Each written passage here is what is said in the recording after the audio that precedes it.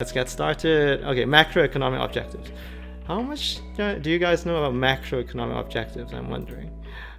So again, don't worry too much about this.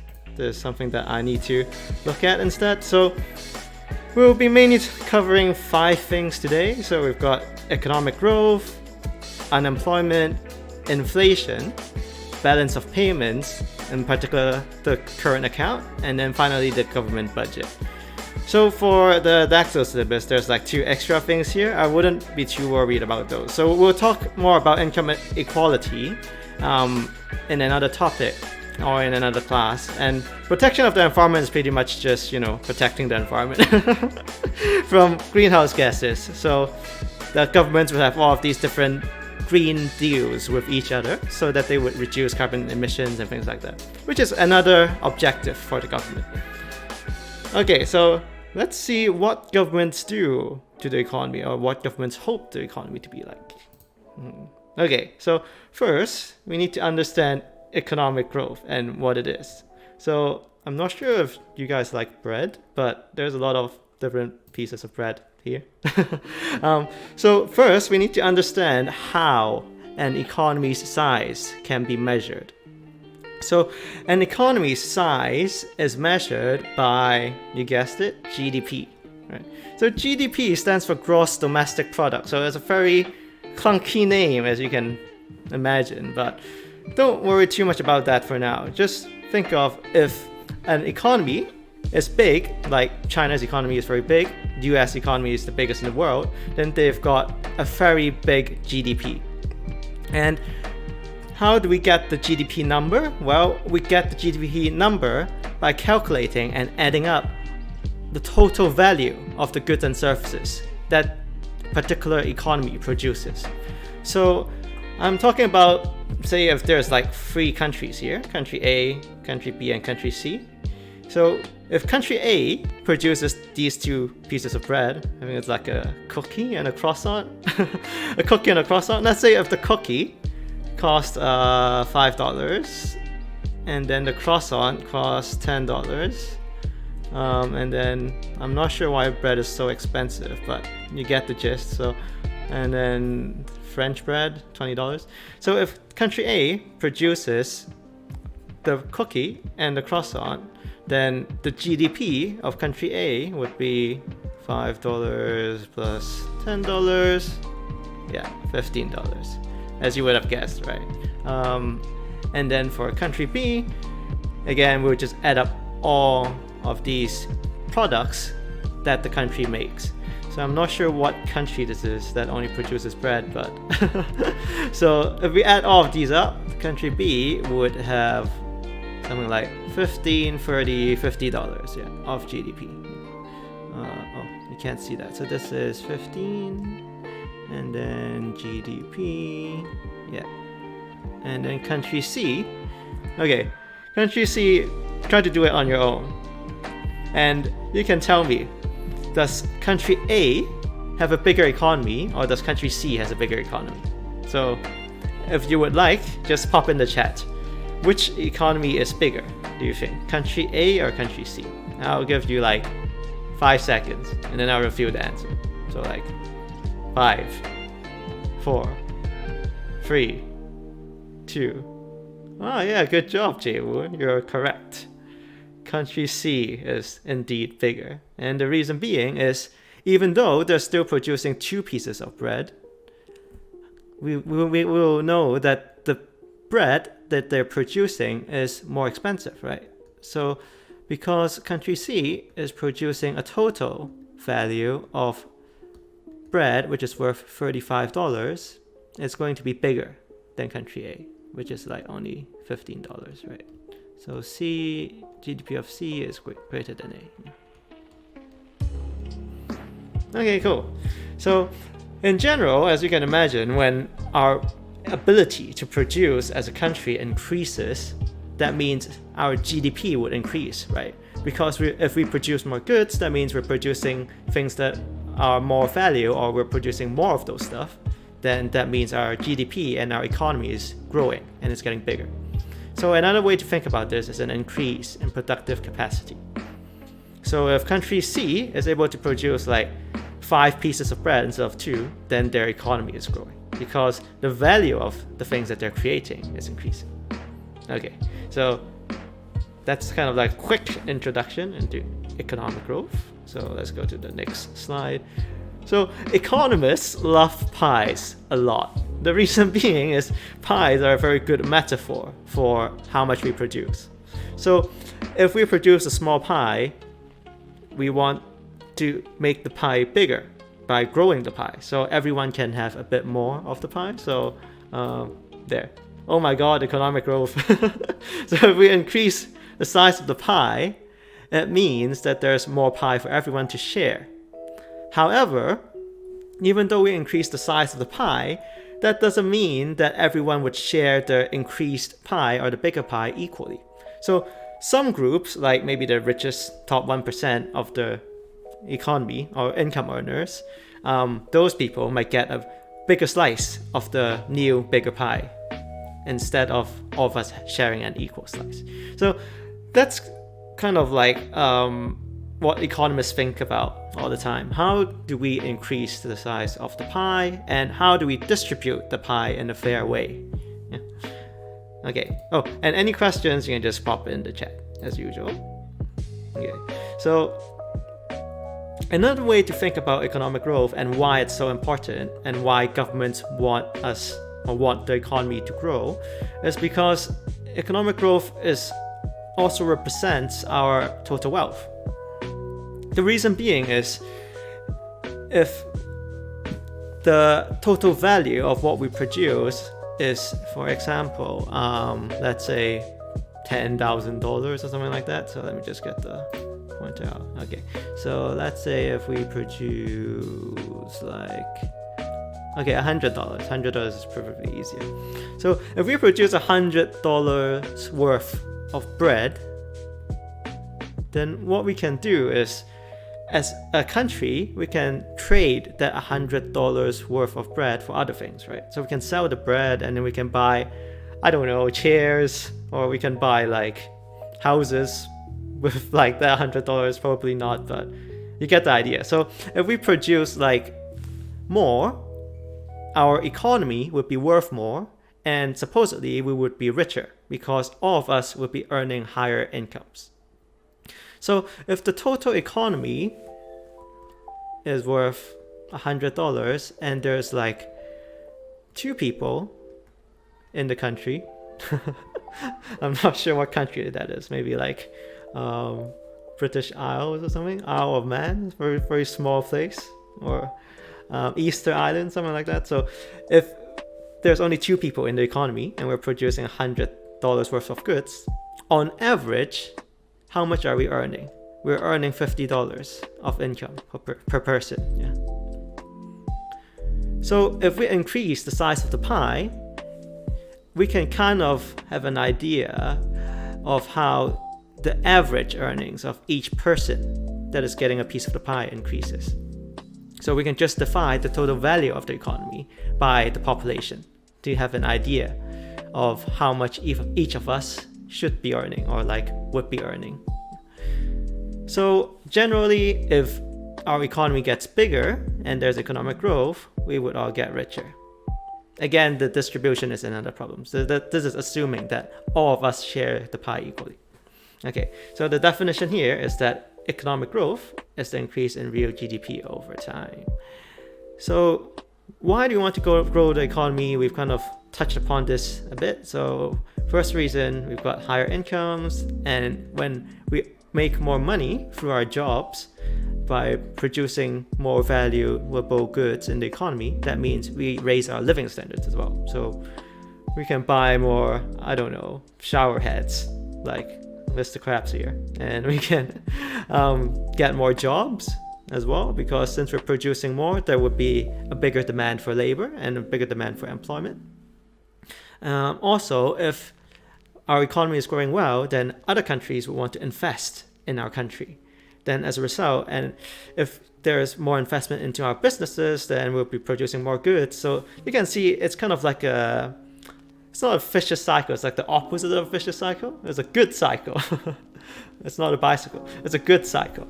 Okay, so That's another benefit. And then finally, it improves the government budget. So we'll talk a bit more about the government budget later. But in general, if our economy is growing well, then that means the government will take in more taxes, and the government will be able to spend less money on unemployment benefits and welfare. Okay, let's move on. Okay, so sometimes I would say our obsession with economic growth might not be the most healthiest thing. So I'm sure everyone here is affected by COVID, and it's kind of like a word that we don't want to hear for the rest of our lives again, but we can definitely see how COVID is affecting our economies around the world. So as we can see here, German economy revises GDP forecast to negative percentages. So what does it mean to have negative economic growth? If there's a negative number for the economic growth rate, that means our economy is shrinking. It's getting smaller in size. We're producing less goods compared to the year before.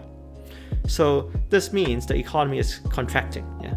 And when the economy contracts for like 2 consecutive quarters, we would say that it's kind of in a recession.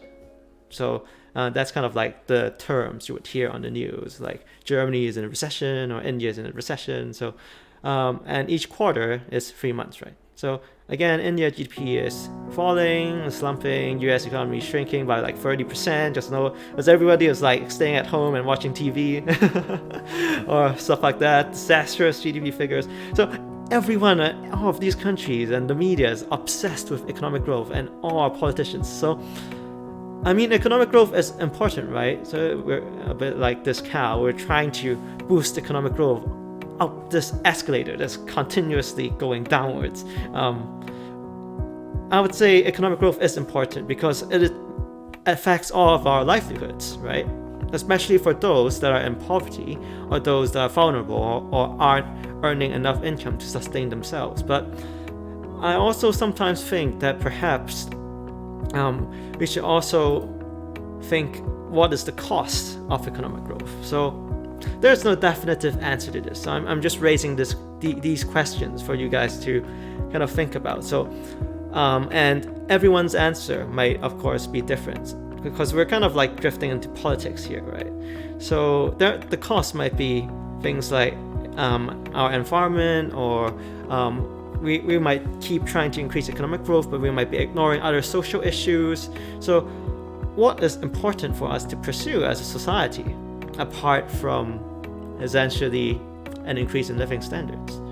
And at what point should we say that our living standards is high enough? So that's just something for you to think about, like food for thought. I love these comics. So okay, next one. So there's another interesting thing that I would like to share. Can economic growth be faked? So if you're not into like poop jokes, feel free to like mute the audio right now. So once upon a time, there are 2 economists, and these 2 economists see a pile of the dog poo. So I don't know, I'm trying to draw a poo here. Okay, there we go. So they both see this dog poo, and then there's like a fly on dog poo. And then one economist says to the other, I'm going to pay you $1,000 to eat the dog poo. So essentially, it's a type of service. If one of the economists eats the dog poo, they would be producing a service that is of entertainment value to the other economists. And the value of that service is exactly $1,000, because that's what the other economist is willing to pay.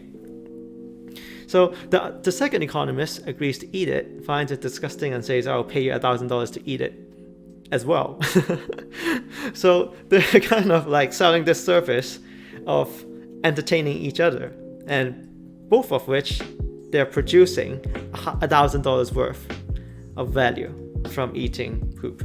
So upon reflection, both of the economists find it disgusting, and both of them, of course, doesn't feel good, right? So their living standards has decreased, but at the end of the day, they've actually increased their GDP by $2,000 because they have eaten dog poo for like $1,000 for the first Economist, and then the other has eaten by another $1,000, then that's why we get 2,000, right?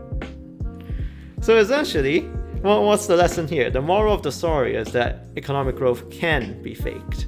But of course, most likely not in this way, but there are some dodgy ways that some governments can just build roads that are not necessary, or they might just remove buildings and then rebuild them, which is not necessary and not adding value to society. So there are specific ways that countries can inflate their economic figures, which of course would help their economies because it gives investor confidence and it gives business confidence and all of that stuff. So beware of GDP figures. Although I would say they probably won't fake it in most of the Western world. Okay, so let's not get too political. Next. So that's pretty much about it for economic growth. But you need to understand that all of these different areas that the government aims to improve is linked, because the economy operates like a machine that kind of affects itself, and it's kind of like a virtuous cycle.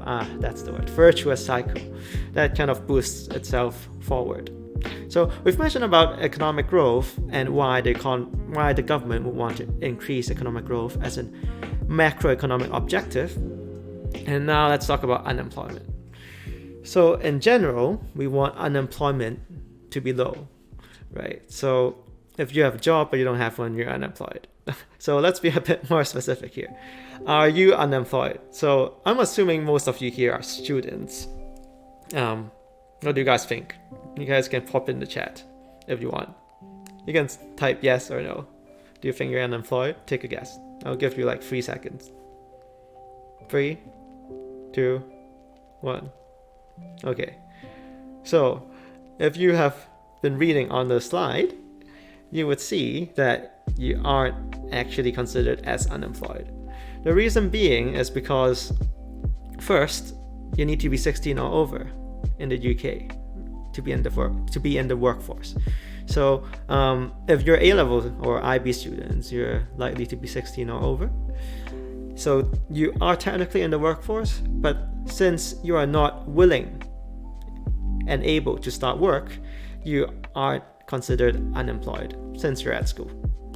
Or at least for most of you. I'm not sure if some of you might be doing some homeschooling. So yeah, you can see definition: unemployment rate is calculated by the number of people unemployed divided by the size of the labor force. So economists like percentages, right, and ratios, because it's easy to compare it with other countries and compare it to the past. So let me just give you a quick numerical example here. Let's say, why is this a hand? It's supposed to be a pen. Oh, okay, fine. Okay, so if we've got 100 people in the economy, in the workforce,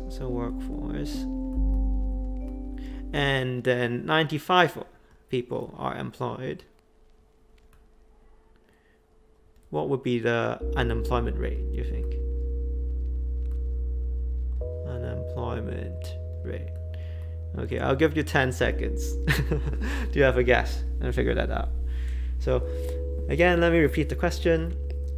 If there is 100 people in the workforce and 95 of them are employed, then what would be the unemployment rate for this economy? Okay, I'll tell you in 5, 4, 3, 2, 1. Okay, Warda got it right. It's 5%. Why? Why is it 5%? Because we've got 5 people that's unemployed, right?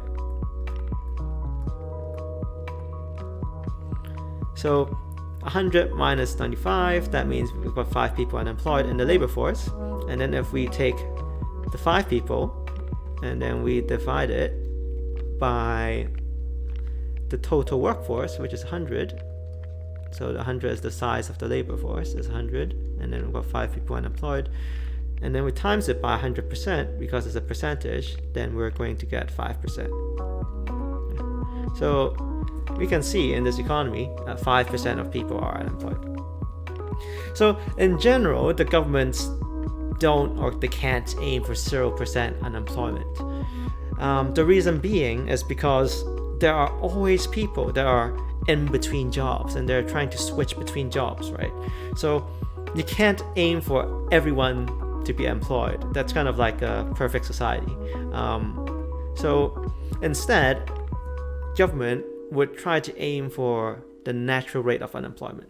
So in general, if the economy is at full capacity, so that means kind of like the maximum number of people and resources are employed, then we might still have around like, I don't know, say like 2% unemployment or something like that, just because some people are switching between jobs. So as a result, that would kind of be called the natural rate of unemployment in the economy, and that's kind of what the government would want to aim at. So they want to minimize or have low unemployment. So of course, no low unemployment is good, right? Because like you get like more money, higher incomes, higher living standards, higher production and GDP, and again it improves the government budget because we all pay income taxes, which we definitely hate. So we pay income taxes, we pay business taxes. So if you have a job, you'll find out that you're paying around like 20% of your income to the state. So you better enjoy your free education at the moment because we're paying for it for you. Be grateful. Okay, so UK unemployment is definitely not very good right now because again, coronavirus, right? So, and it's not very good for the graduate job market as well. So normally graduate unemployment in the UK or youth unemployment in the UK is around like 3 times higher than general unemployment rate, and that's because like when you're young you don't have as much skills and experience, so it's much harder to find a job, right? Thank God we haven't had a 7th COVID wave and we got unemployment wave here. That's from The Guardian. No, that's from Independent. It's from this article. And this is something called the claimant count. So what is the claimant count? When you're unemployed, you can get money from the state. So it's something called unemployment benefits, right? So, and the claimant count is the number of people that's claiming unemployment benefits. So you can see, from this point on, it's kind of like shot up vertically, right? There's like 2.7 million people is claiming unemployment benefits. That's crazy. That's like twice the amount, right? Compared to the financial crisis in 2009. So it's quite bad at the moment, but things will be okay. And you guys are still studying, so don't worry too much. Okay, Funemployment.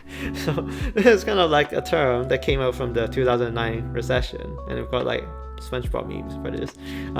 So Funemployment just means that someone who is unemployed, but they're actually happily unemployed. In general, economists think that a long-term unemployment is bad because like your skills would kind of deteriorate, and you kind of get worse and worse at your job if you're not doing your job every day. But sometimes I think being unemployed isn't the end of the world because it kind of gives you time to think. And as a result, it kind of helps you can, how do I put this? So you can approach or rethink your career direction, and it kind of puts you in a better position even in the long run.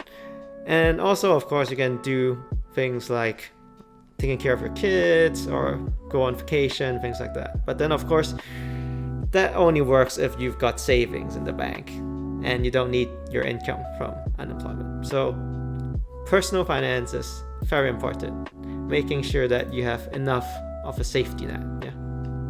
When you start, it's good to start saving even when you're a teen or even when you are university student, if you can. Okay, so that's about it for unemployment. So governments would want to have low unemployment rates. Yeah. Okay, now we've got inflation. So inflation sounds like a relatively complicated term, but once you see, it's not very difficult to understand. So we've got two strong sailors trying to burn money, and unfortunately, I have to tell you, if you're saving, you're actually losing money all the time, almost all the time. Yeah. And the reason for that is because of inflation. Inflation will eat into your savings if you don't invest. Because, in general, prices for goods and services in our economy, like prices for McDonald's, prices for chicken nuggets or chicken tenders, they would most likely increase year by year. So it's just kind of like a small percentage, right? So like, what is this? Like October, September, like August in 2019, the price increase compared to the year before was like plus 1.7%. So that might be like, I don't know, 2 pence or something like that if you get chicken nuggets at McDonald's. So as a result, the increase in the price level of goods and services, it's not very noticeable every year, but it is happening when like after 5 years or after 10 years, because it kind of stacks up. So things in general gets more expensive, and that means you're losing value for your money. The reason you're losing value for your money is because your savings wouldn't be able to buy as much stuff compared to last year if things are increasing in prices. So that means the value of your money in your bank account is decreasing more and more each and every year. Doesn't that sound like a nightmare?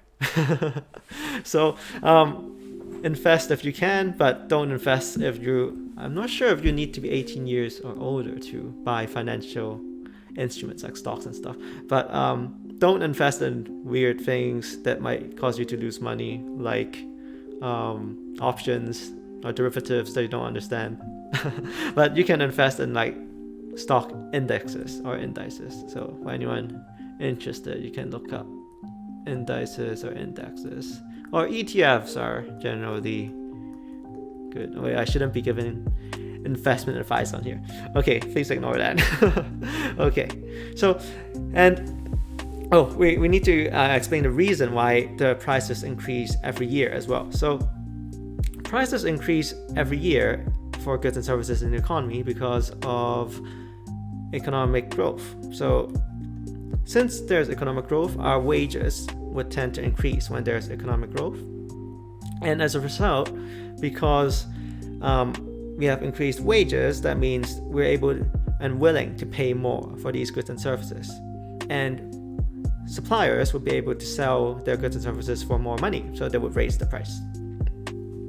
So if there's a higher demand, there's in generally a higher price because they would want to charge more, and sometimes there would be higher costs to produce goods in the economy as well, which again pushes up the general price level. So we'll talk a bit more about inflation in the class focused on inflation. So how do we measure inflation? Inflation is measured by the Consumer Price Index. So what is the Consumer Price Index? The Consumer Price Index is just a basket of goods.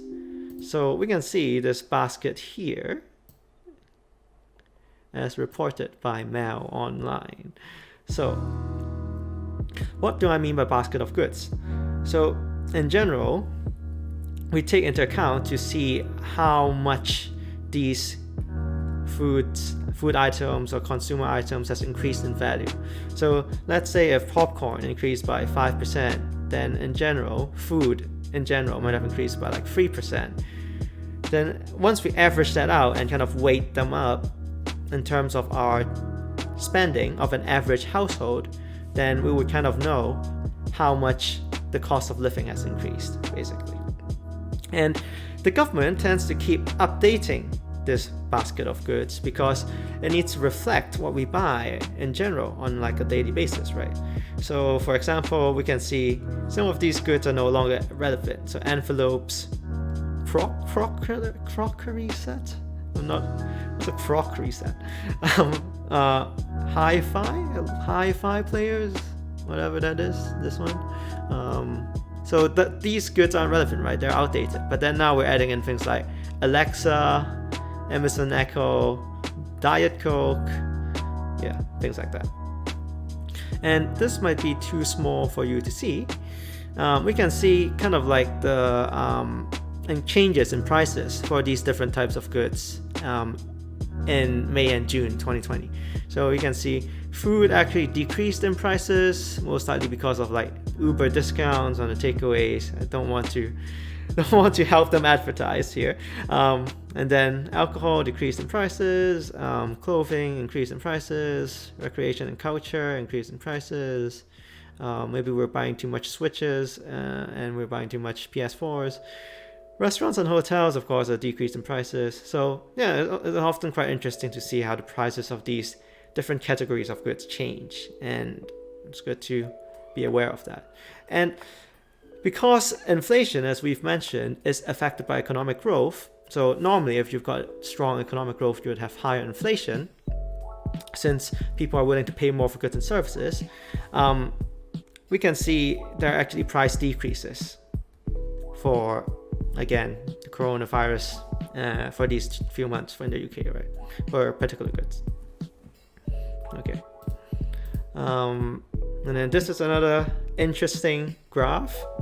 I'm not sure if you guys like graphs, but I find them quite amazing sometimes. This is kind of like for the US since the 2000s here. So we can see that the food and beverage has, so 2000, the prices start in the 2000s. So compared to 2000, the cost of food and beverage has increased by how much? 60%. So that means if you're paying $1 for McDonald's fries, now we're paying $1.6 for McDonald's fries in the US. It's kind of like a rough estimate. But then you can see for medical care, that's kind of like the biggest increase, right? So 100%, that's basically the price of medical care in the US on average doubled. So you can see why there are such problems with Obamacare and the private medical fees in the US. And it's quite important to be able to afford this, especially when the boomer population, so like our parents, maybe not your parents, but definitely my parents, when they're getting older, it's important to be aware of these price changes, right? Housing, again, is it housing? No, other goods and services, but housing increased by like 60%, something like that. Transportation. But whereas actually for Acro, like clothes and stuff, the change isn't that significant. That might be because it's kind of quite cheap to import the textiles and the clothes from China, and to have like the factories in third world countries. And there's also like a seasonal change here, as you can see. So like maybe, I don't know, if there's like a fashion show at the start of the year, then there might be an increase in prices or something like that. Or maybe winter clothing or whatever. Okay, so in general, the government wants inflation to be stable at around, say, 2%, something like that. And that is good, or that prevents bad stuff from happening, because it means if inflation is stable, our prices in the economy is relatively stable. So if the prices in the economy increases by 2% each year, then again, using the fries example, let me just draw out some McDonald's fries here. So using the fries example, if one fry is $1, and then if it increases by 2%, then it's like 1.02, and then things like that. So that's kind of like an acceptable increase. But if the increase in prices instead of 2% becomes like maybe 200% or 100%, right? Then that means the cost of fries is going to double in value. So this can be quite problematic if you've got very high rates of inflation. And of course, we're not just talking about food here, because we're just also talking about things that are of much higher value. So let's say for your rent, if you're paying $10,000 for rent, maybe a year, then if the economy's price level increases by like 10%, then we're paying $1,000 more, right, each year. So it can be very significant when inflation is high. Another important thing, the reason for low inflation is because we can have clear price signals. So it's much easier to do business when the increase in prices are predictable. But if increases in prices are unpredictable in the economy, and that would mean your cost of doing business can go up very rapidly. And as a result, it's very difficult for you to kind of have confidence in your business and to predict future profits and to make sure that it's sustainable in the long term. So that kind of goes into investment and business confidence as well. So the government, in particular, the Bank of England, will try to achieve the 2% inflation rate. So as we previously discussed, sometimes when the economy is doing badly, we would have deflation. So deflation is when the general price level is falling. So when the economy is contracting and we're in a recession, then price levels might actually fall so that we can afford the goods better because there's less demand in the economy for goods and services since everyone is earning less money. And there is an important distinction here. So deflation is different from disinflation. So disinflation is when the rate of inflation decreases. So there might be still inflation of 1%, but it might have dropped from 2% to 1% inflation level. So that's disinflation. But whereas deflation, it might be minus 2% for the general price level. Yeah. So yeah, and that's should be it for inflation if I remember correctly. Yeah, there we go. So that's inflation done. And I think we've got two more. So government budget. Government budget is quite important. And again, I'm sure you hear a lot of this in the news as well. So it's important to kind of understand it and to know about it. So we don't get any fake news. So governments can actually go bankrupt. So it's very, very rare and doesn't really happen often. And in general, nowadays, if a government is about to go bankrupt, most likely other governments might help to try bail them out. Such is the case for Greece in 2010 because of the financial crisis, and also because they kind of understated the amount that their government is borrowing from the financial markets. So, funny comment here, that equals never mind. Okay, so of course if the governments go bankrupt, it's kind of bad for the economy because it's kind of like a loss of total confidence in the economy and the economy is in shambles. That's why we try to prevent that from happening as much as possible. So in general, the government kind of makes money through taxes and they would spend money on pretty much everything. So like government spend money on roads, healthcare, and all of that stuff. And you kind of see some examples in the next slide. And when governments don't make enough money through taxes, but they still spend a lot of money, or they spend too much, then that means they're running a budget deficit. So if they're running a budget deficit, that means that the government is spending more money than they're making through taxes in that particular year. Yeah. And they do so by borrowing money from financial institutions. So like from banks, from the public, from financial markets, and all of that. So this is kind of like some of the things that the government spends money on. So we've got social protection. So what social protection is pretty much just welfare. So social welfare. So essentially we're paying for those that are unemployed or need a bit of help, or they don't actually have, those that don't have enough savings to kind of like support themselves during that period of difficulty. We are also paying for those that are, handicapped or can't work. So social protection is pretty much welfare, which is kind of like the biggest component that the UK economy or the welfare state spends on. So a lot of the European countries would have a big chunk of money going here. And then, of course, we've got health, NHS. So of course, we're spending a lot on health as well during this time, which is very important. And then you've got like other sections, so like defense, so the army, education. We've got free education in the UK in general if you're not studying in an independent school. And debt interest. So this is the amount of money that we're paying on interest because of the money we borrow from the bank. So of course borrowing is not free, even though the government tends to do it relatively cheaply.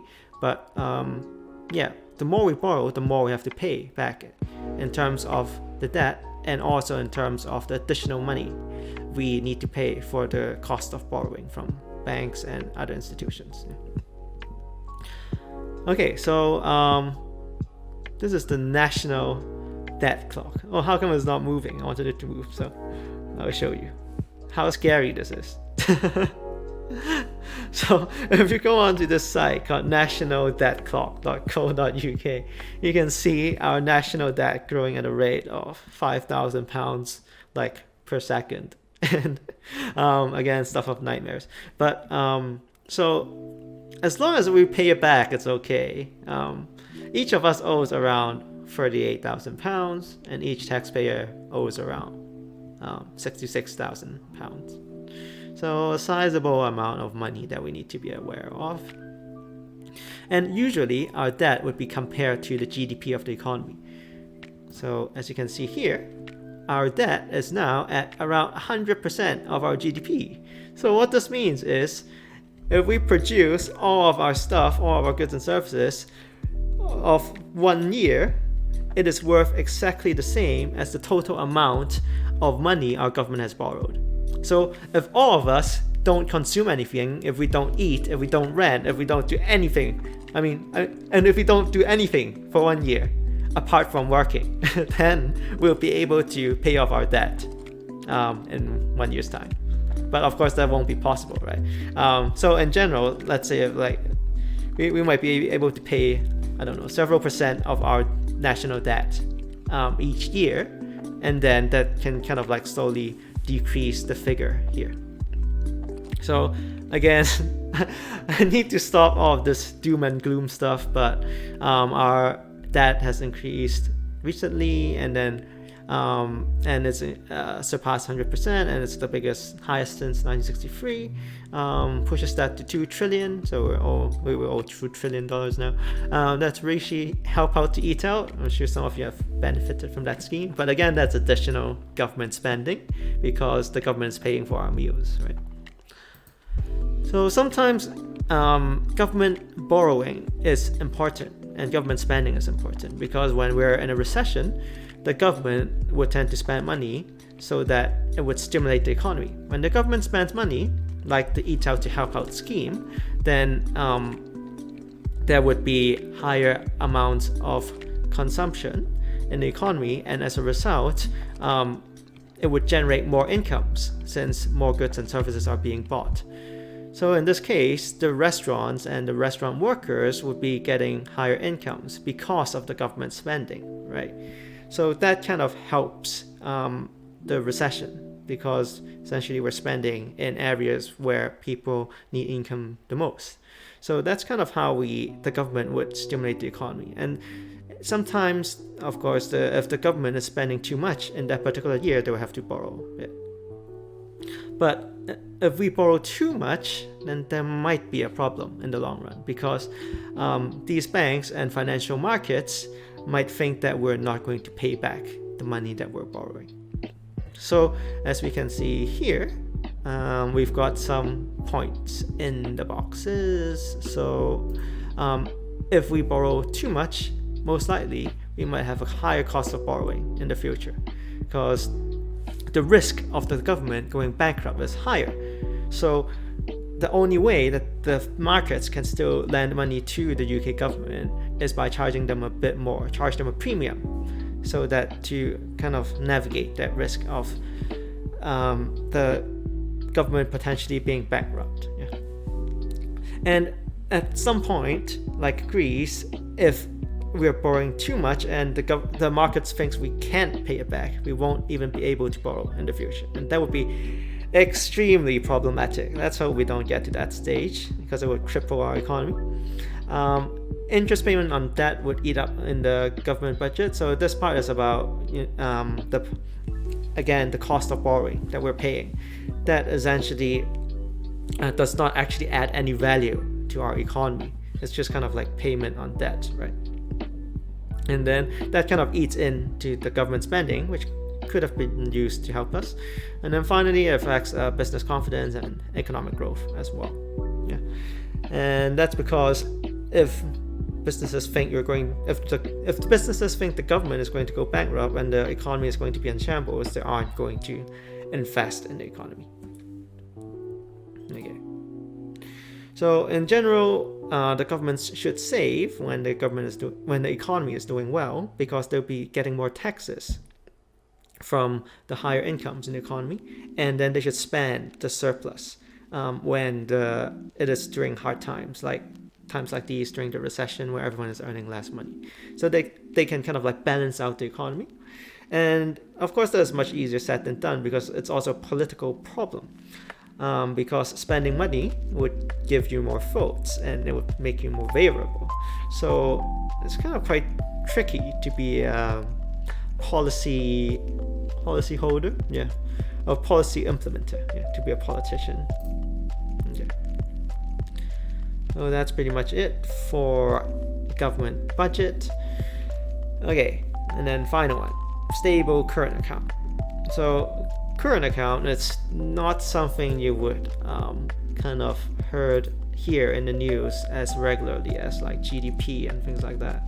But in general, what the current account looks into is our imports and exports. So each year we import and export a lot of products. So in this case, for the UK, we export actually a lot of whiskey. I didn't know that, in terms of food and drink. And the value of that is like much higher, right? It's like, I don't know, what, 4,000 million? What? 4,000 million? Is that right? So we export 4 trillion worth of whiskey. But I guess like some whiskey can be very expensive, so maybe. We're exporting a lot of these goods, and of course we're importing a lot of these goods as well. So actually I'll share this with you later. So wrong arrows. So we're importing chocolate from here. We're importing, of course, red wine from France, and then we import tomatoes and things like that. So we'll look into this link a bit later. Okay. In general, if there is a current account surplus, that means the total value of our exports is higher than the total value of our imports. If there's a current account deficit, that means the total value of our exports is less than the total value of our imports. So that sounds very clunky, right? Let's do an example again. So let's say if we import chocolates from Belgium, and the chocolates are worth $100. So import,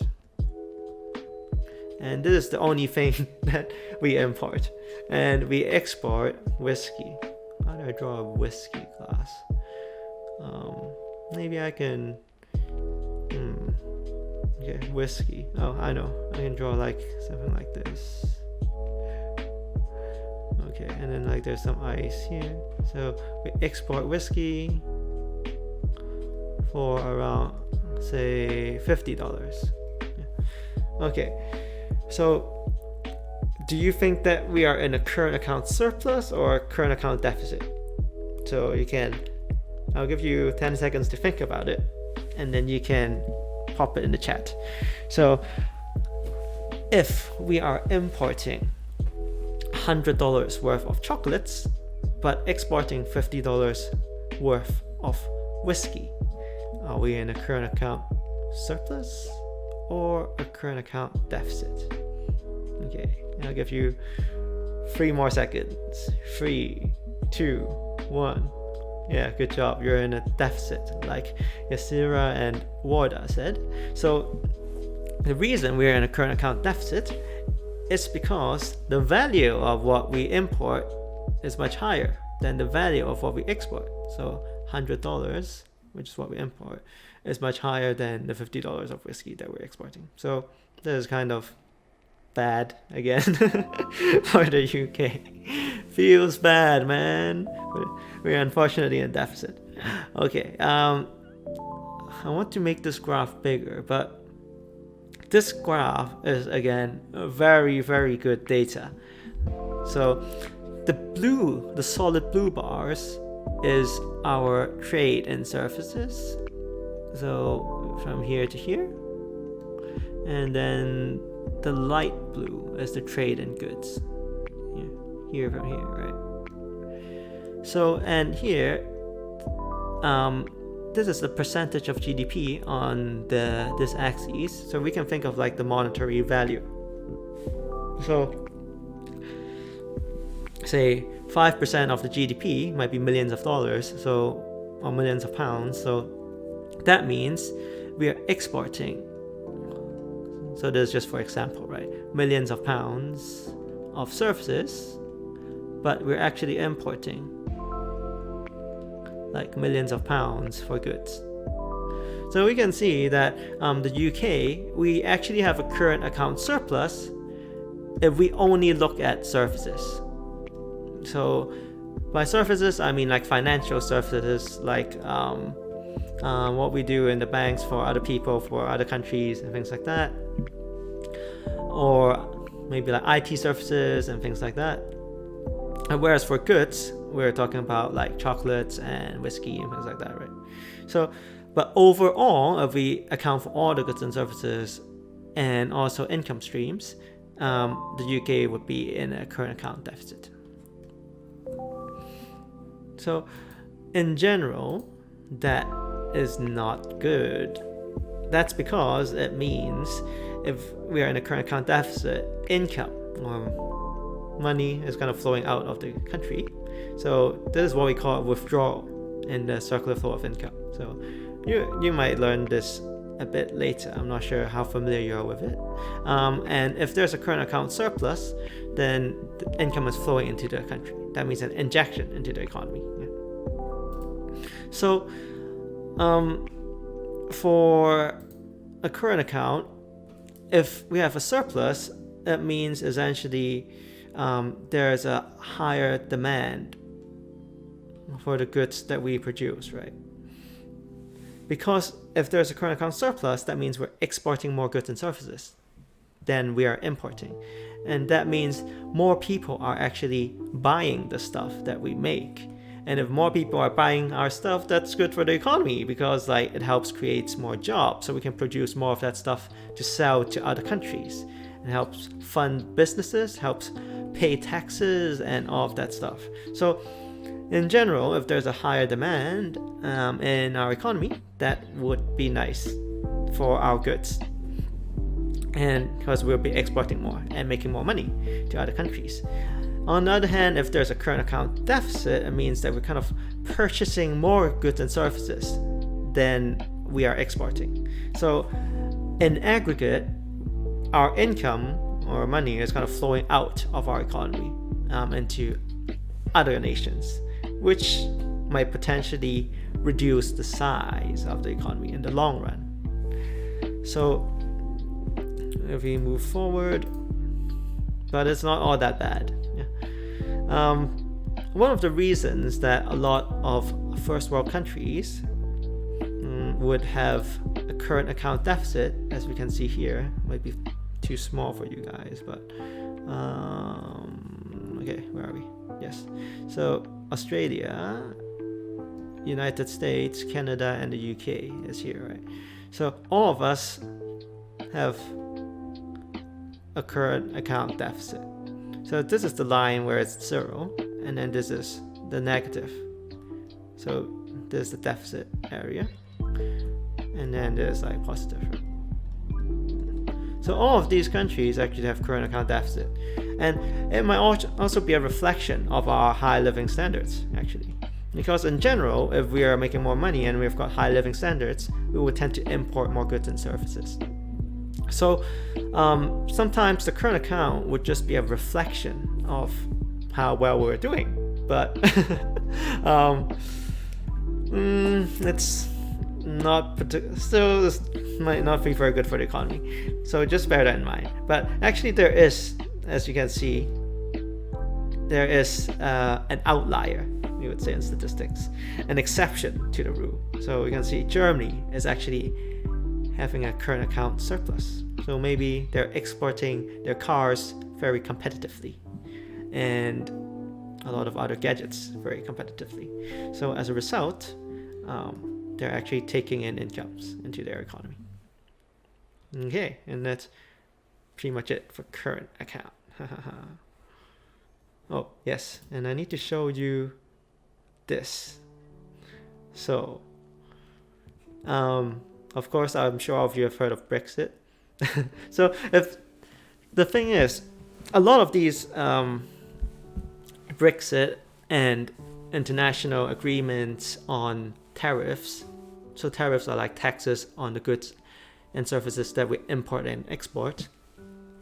All of these rules and agreements of trade between countries will affect our trading patterns. And because it affects how we trade with each other, since it changes the prices of our imports and exports, it might potentially affect our current account as well. So, for example, during Brexit, since there would be taxes on the goods that we import from other European countries, then that might be quite bad, because that would increase the price level of all our goods, since we need to pay taxes on them potentially.